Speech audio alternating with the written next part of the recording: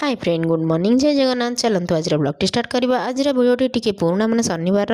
मुझे दी तीन दिन टे व्यस्त थी भिडियो पकई पाने कौन से भिडियो सब सुटिंग कर रखी बट एडिटिंग करा टाइम ही नाला तो पकई सब भिडियो पकई आप जानीपारे। तो सकाल ये राम को उठे सारी मम्मी काढ़ा देता बेले राम को आई तो दौन कौन नहीं जाऊँ तो ये काढ़ा पी देखी जाकि राम सब कम कर सारा ननद भजा आम बस ब्रेकफास्ट कर देलु रुटी आलू भजा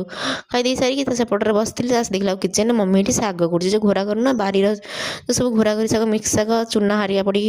है मम्मी से बनाऊँगी सहित आज आमर हो छतु आलू तरकारी ता सहित हो बैगण आलू कलरा आलू भर्ता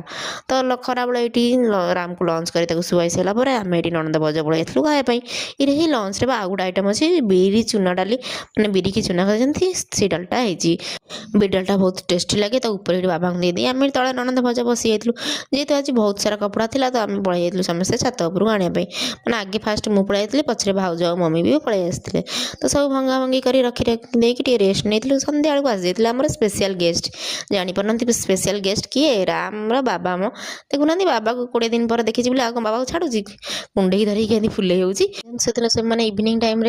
थंडार भाव संग संग गरम गरम टे अदरक वाला चा बन नहीं गले तो डुंगुल तो एका आसना सांगे सांग भी आसन तो ये दे डुंगुल देला दे नहीं बिस्कुट और होममेड केक ये दे सी चा पीकी गलापर आम ये बस जाइलु टिफिन धरिकी ब्रेड चप धरिकी बस खायापी आपण कहे सांग कहीं देने एक्चुअली भी आम जाती बट सी कहले ना सांगे सांगे खाई आसी खाइबिनी तो आम ये समस्त बसला किस समय आम ज्वाई घर ज्वाई भी आसिकी जोग देते आमको और आम कौन बाबा को छाड़ू एत दिन पर देखी ना तो बाबा जोटी सी से तो ये सब आम